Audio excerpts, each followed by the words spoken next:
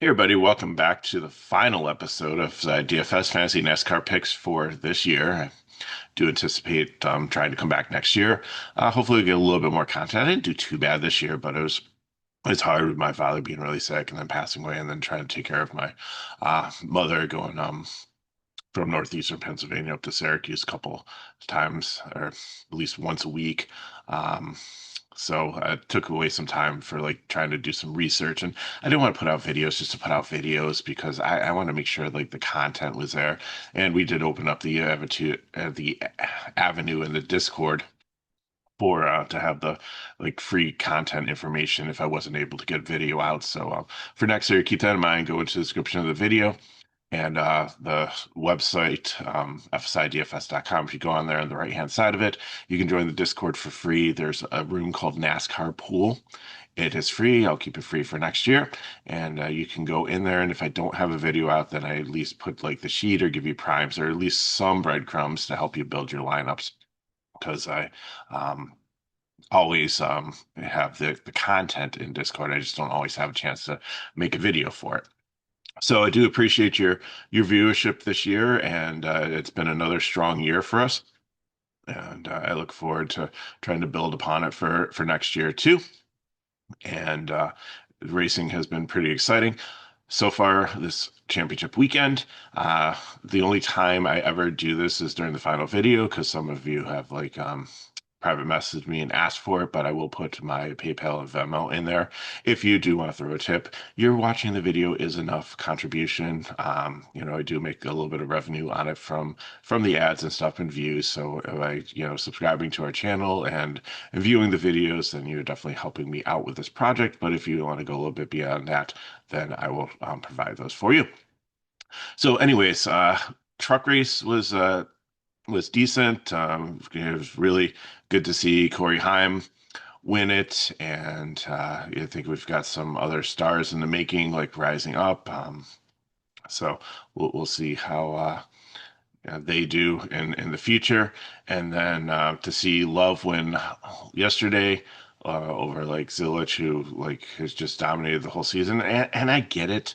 Is it fair that he dominated almost the whole season, and then Love just checked the boxes, and he had a good season too, but not what Zilich did. Do they do like a defend? Do they do like a season long champion, and then do like a playoff champion or like a cup or something like that, like tournament? So, but if you think about it too, like the NCAA tournament, like you have like 68 teams that go in there, and it's not always the best team for the course of the regular season that makes it. So I can see it both ways. But and maybe the compromise is, and if you have any ideas, put them in the chat. Like, I don't think NASCAR is going to read it, but I think this is better than when you had like some of the drivers just completely run away with things, especially like in the Petty era, where the championship was decided and you had like 2, 3 races to go, and there's what's the sense? I do like them moving back to Homestead. I think that's going to be better too. So this Phoenix track, what we've seen so far in the first 2 races of the championship between the trucks and Xfinity, is that there's obviously some professional courtesy going on. So the drivers in blue are the ones that are the championship for, and you do see them kind of get people move aside and let them get up there, and they seem to be up there racing unless they get into a wreck like Ankrum did, and in Xfinity, most of them were up there. Quaffle was kind of back a little bit. It was pretty much the other three that were kind of fighting it. Allgaier, Zilich, and Love. So you see that. And like the pricing on them is so insane that like you want to try to get them in because they're gonna get up there. But then again, if they're not dominating here, then you're gonna be paying a lot of money and maybe not get there. Like FanDuel, yes, because they're looking for finishing position there. But in DraftKings, if you don't have the place differential, you don't have the dominator points, and you nail like one, two, three, and it's all the championship three, the rest of your lineup is all gonna be scrubs. And if they don't do anything, like you're not gonna win any money. So that's what we're gonna talk about here is trying to figure out like who we want to identify and take advantage of, and who we kind of want to maybe leave and like in maybe a 20 max, like kind of hedging and like making all the combinations possible for that. So that's what we want to look at. Now, Phoenix Raceway is uh is decent. It's they can pass like early on because if at that start finish line you see the cars fan out like super wide, it's like six, seven, eight wide sometimes, all dime bombing into corner one. But then after that, sometimes it's hard to pass because we've seen some of these races if there's not a late caution, like with Love, where if the leader gets out there, it's hard to reel them in and to catch up to them and pass them. Tires, I think, make a little bit of a difference here, but not a ton. If you remember, I really wouldn't go back and look at the spring Phoenix race because they had the option tire out there. And people who use the option tire, uh, was it Priest maybe? Put it on early and went out there and just it was a softer tire and the fall off was faster, but it made you faster, so you'd go out there and be able to dominate and lead. So I think that race with the option tire is just so upside down, so skewed data wise that you really can't look at that. If you want to look at a comparable race, look back to like New Hampshire a couple weeks ago because it's a similar tire, it's a short flat, just like Phoenix here. A little bit different configuration, but I think that's going to help you. It's gonna be kind of interesting here too because there's no Fords in the championship of the Fords, and especially Penske has been always really, really good here. And you see you have them starting fourth and fifth and seventh and 10th. So you have all four cars in the top 10. And that might be an interesting GPP build. You also have Gibbs, who team that was okay at New Hampshire, but not like super, super dominant. So we'll have to see. So for the build, we'll just get to the bottom first. I gave you the primes that will be able to help you get at least two of the championship ones in and another solid play. Now, if you want to try to play Hamlin, Byron, and Briscoe, so you're fading Larson, you're going to be $100 short. So you're going to have to figure out who you're going to pivot off of. Use the chart. So I put it up there for you. Find another cash plays. Find somebody else that you would like to, if you want to try to jam those three in with the primes. It's not going to work mathematically. You'll be $100 short, of course. It's like DK figured it out in advance. They had a crystal ball, knew how everybody was going to qualify and who everybody would want to play. So they purposely did it, so you couldn't do it. So there's that. So we'll just start up the top and we'll go through and I'll give you my thoughts. And I think that it's a two dominator race, and usually, and I think the dominators are probably going to come from the championship contenders, but there's also this Penske cars that could factor in there. I also think that with a place differential play, Christopher Bell is a strong play, and so is Tyler Reddick and maybe even Bubba Wallace in the mid range. So I think you really want to play the prime plays and then rotate in Hamlin, Byron, Larson. Uh, Blaney definitely could win the race. Logano maybe. Chase Briscoe in the championship there, but also include like Bell and Reddick, and then maybe Bubba Wallace if you need a little bit more somebody in the mid range. So Hamlin up top has the pole. Honestly, I've never been a huge Denny Hamlin fan, but I think the window's closing. I think the others will definitely have more opportunities to win. So if I had to pick someone sentimentally that I'd like to win the race, I would quietly be cheering for Denny Hamlin. I don't think I'd be playing him in DFS because I just looking back at New Hampshire, he was just outside the top 10. He wasn't good here. His practice speed was okay, but I just really think that the Hendrick cars could be a little bit stronger here, especially Byron. I think Byron would be my favorite, like, so heart wise, like I feel for Hamlin, his father being sick, trying to like win one here towards the end of his career, probably the best chance, never done it before. Heart wise, cheering for Hamlin. Head wise, I think I'm cheering for Byron, just because Larson hasn't been a great track for him. Again, going to Homestead next year, where it's like a tire wear track and everything, as long as they don't do like a repave or something silly, I think Larson is going to be locked in. Plus, Larson like made it to the final, but there was a stretch where he was just like losing all the like lead and clout that he had built up. So I think Byron's really the one that I'm looking for here. So out of these three, I don't know who I'm playing in cash, but I think if I'm taking at least one of them, Byron's going to be the the one. And if I have to go two, I'd probably throw in Hamlin just because I'm cheering with my heart. But I mean, Larson, that $500 difference is could be key also to lineup. So right now, I'm really looking at Byron out of these three here to go out and dominate and potentially win the championship. Cindric is an upside dominator here. He could go out there again with the Penske ones, but I really think Blaney's the one that you want to watch here. And I think that I might be more inclined to start my lineups besides the primes with like a Blaney Byron mix. Even in cash, because I know in cash, like everybody's going to try to the professional courtesy and be good at it, but I don't think Blaney really cares about that. And Blaney has been really, really strong here. And and has a really good history here. And like I said, Penske just kind of knows this track. That's why like Logano and he and like they've won championships here because they understand this track. They do everything at similar tracks to try to get to this point.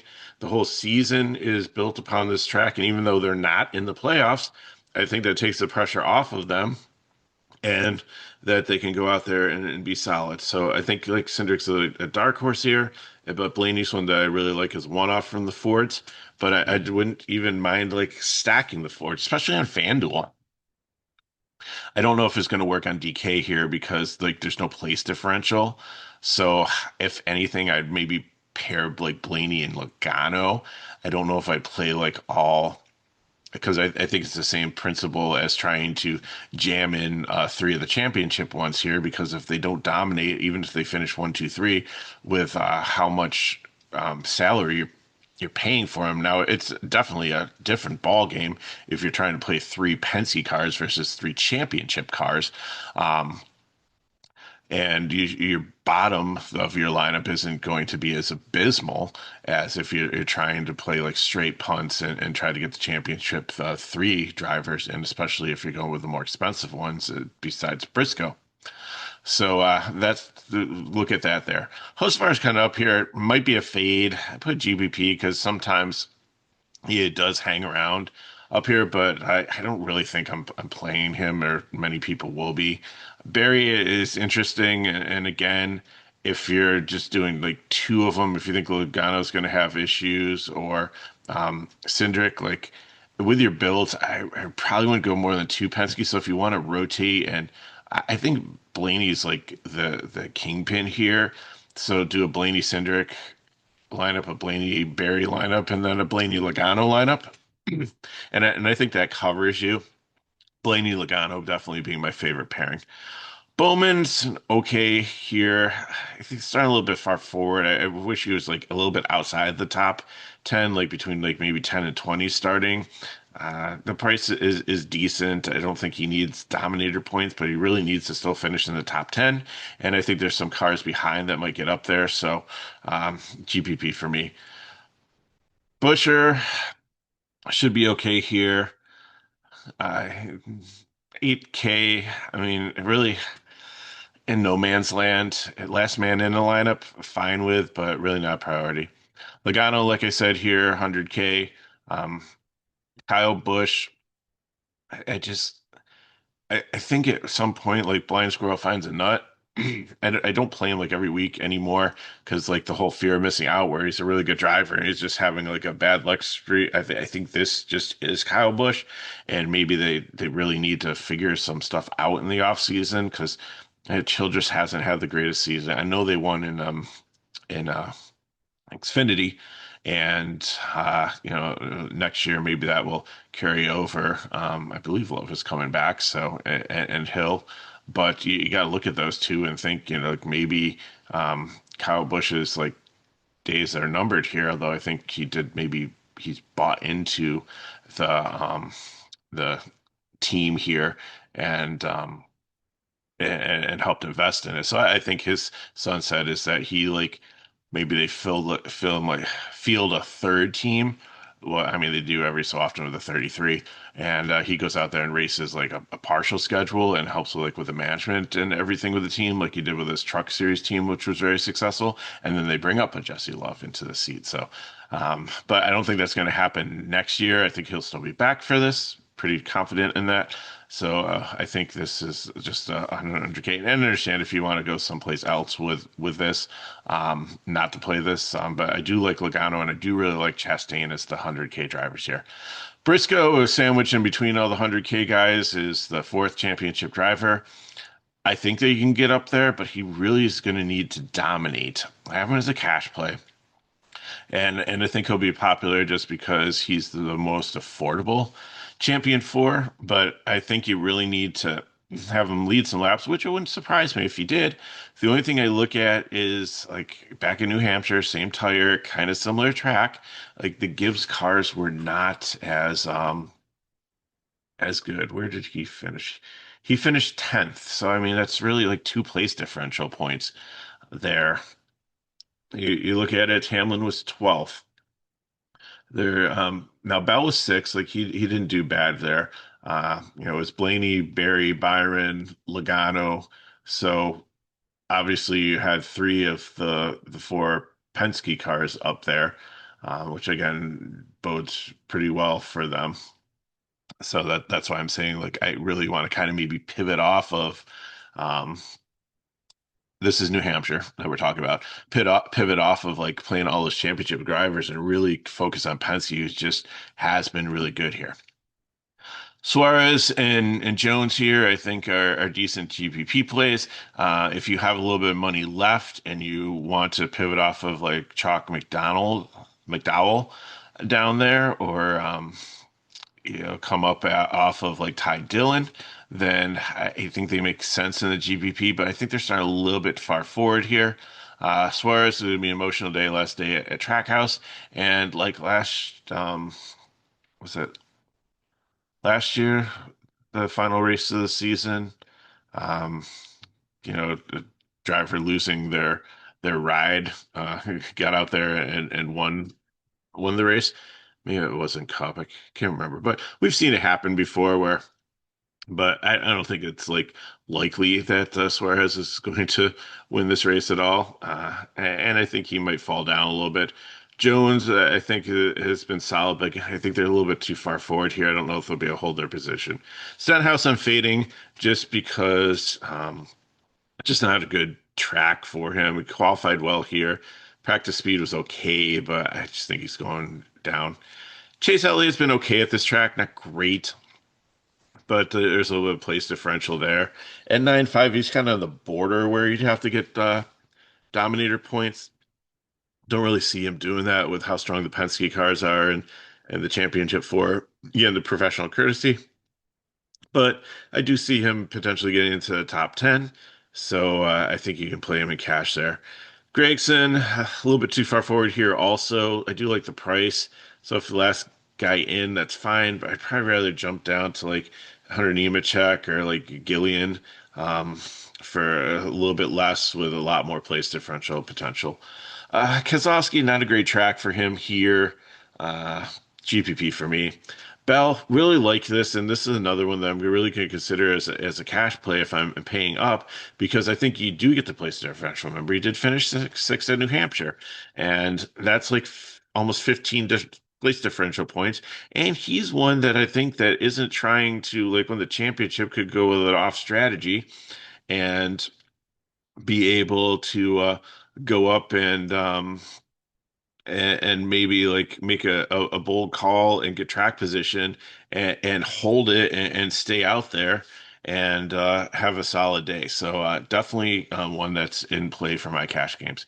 Priest also, if you want to get up out of like the 6K range, if you can get to it, I think that he's strong. I know, like I said, disregard his Phoenix data from the spring because you used a softer tire, but I think he's okay at this track and with his price point where he's starting, that he should be able to start finish in the top 25 and have a solid day.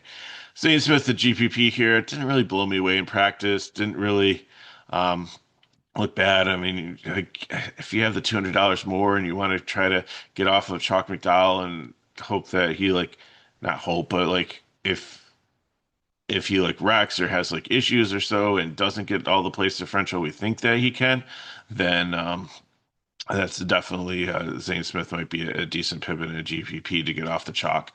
Uh, Bubba Wallace is solid here. Uh, and Tyler Reddick. Obviously, Bubba's cheaper, but Tyler Reddick has been good at this track and obviously make that high line work and pass people where other people aren't trying to go. So I think that he'll definitely move up through the field. His practice data is much better than the 24th start place car. And how did he do at New Hampshire? Tyler Reddick, where are you? 21st. So, but again, I prefer Bell, but I think he's in the discussion here. Where did Bubba finish? If you're asking that, see here. Bubba, where are you? Bubba. Oh, they have him as D Wallace Jr.? That's weird. Um, okay. So he finished 26th. So again, they weren't really great, and maybe they are starting appropriately, but I do think that I will consider them in cash and GPP build. Gibbs, he really struggled at New Hampshire. He finished, he did have a DNF. Um, so I think he got into a wreck. I think you still play him in cash here. I think there's the upside. And Austin Dillon, I think, is pretty solid. He had a decent run here, if I recall. Where is Austin? Cindric, Austin. 13th. I'll take that. Definitely. So that's a pretty strong run. Even if you're doing 13th, even if he gets like to 20th, and it has a little bit of place differential there and a solid finish at 6,500. That's a great day. Custer, I don't know what's going. First year with the team or like like Haas out on its own, Custer. He did really well at Xfinity. He comes back up here. The car just had speed. I don't think it's necessarily the driver. I think they've got a lot to do in the off season. I think they need to really work with like the other Ford teams to try to figure some things out, and we'll see. But I mean, if he doesn't progress, I don't know if like he goes back down to Xfinity and they try with somebody else, or if they bring up like Mayer or Sheldon Creed. I don't know if I mean Creed was great in the truck. Creed has been close, but has never won an Xfinity race. I mean, but that didn't stop them from bringing Hemrick up like a couple times. So we'll see what happens. Uh, with that, I think there's better drivers in the Ford wings waiting to come up to potentially get this spot, but we'll see. But for today, GPP, but almost a fade here for me. John Nemechek, even though he didn't have a good run in New Hampshire, I think is definitely in play here. Haley and Gillian, out of all of them, I think Gillian is the one on short flats that I like the most. But all of them are solid if you need some fill-ins. Shane Van Gisberger, I have his GPP just because his price point's a lot higher than them, but he has made some strides on things that aren't road courses in recent months, which might bode well for next year. Maybe he's become more of an AJ Allmendinger or, Zilich came in to Xfinity and was pretty much a road guy, but really started to figure out the rest of everything too quite quickly. Shane Van Gisbergen hasn't had that. much of a curve, but I think he's getting there. And I think that next year could probably gonna make the playoffs again, just from like winning a road course. But I think that you might see him do better, and we'll see in year two, like how that goes. For this race, I mean, I don't hate it if the last guy in, but I really think that the three above him are solid plays. If you need to go down even further, Riley Herbst had a solid run at New Hampshire. He was finished 22nd, so at 4,900, I'm good with that. Cody Ware, if you need to as a punt, but I'd probably try to get the $100 more to play like Herbst, or $200 more to play Dylan, who I have as I know Dylan only made up to the 29th, but I feel that Dylan in the Collie car has had better season and is a little bit better driver than like Herbst in the 2311. I know it just seems like all the resources for the 2311 go to like Wallace and Reddick, and he just um, hasn't clicked here. So, but obviously, he did well at New Hampshire. So it's your choice between the two of them, which one you pick. Yaley and Mears are fades. I just don't see them staying. The only reason they're going in here is they're trying to get like points to qualify for Daytona. Um, because for these race teams, I don't know if New York Racing has had like other drivers. I don't know if Yaley will run the 500. I don't think Mears will run the 500. They used to bring in other drivers, but they try to get drivers to go out and just fill a field just to have enough owners points for the next year to be able to try to beat some of the people that don't qualify, others that don't qualify on speed or in the duels. So I think that's the end of the game there, and they're not worth playing here. And then McDowell and Allmendinger just had issues in qualifying and in practice. And I know AJ's going to a backup car. I don't think McDowell is, but he didn't have a chance to make a qualifying lap. So I think they're just definitely really strong plays. As I see, McDowell finished eighth at New Hampshire, the comparable track, and Allmendinger 20th. So there's definitely a lot of potential for place differential there. So I think they're going to be super highly owned because everybody's going to try to use those to try to get up to where we talked about. And that's where we got. So again, thanks for another great season coming out and watching these videos and hanging out and listening to about NASCAR and putting in your comments and stuff. So it's been fun. So I appreciate doing this. It's been an honor to try to help you out, and let's go out there and make some money one last time. I will still be trying to continue to do football videos. So if you want to come check those out also on the channel. I don't know if I'll get to the one this week, but definitely next week going forward, I'll be banging those out. So we have that. Charlie still does soccer, and come back next year for Bowman Gray. We'll have that early on in February, ready to go. So thanks for watching. Appreciate it. Hope everybody has a safe and happy holiday season, however you celebrate. And I look forward to seeing you back in February. If you want more information on FSI DFS, it's in the description of the video. Like I said, get into that Discord. The NASCAR pool room is free. So if I don't get videos out and stuff, you at least get some content in there to try to help you build lines. And it's a good community of people in there too that know NASCAR and have asked good questions and can help each other too. So got that going for us. So thanks for watching. Good luck in your contests. If these videos help, if you haven't subscribed yet, there's my Christmas present. Please do that on your way out so you know when the videos are back next year. And share with your friends who are also interested in playing NASCAR DFS. So thanks for watching. Good luck. Happy holidays, and I will see you next year.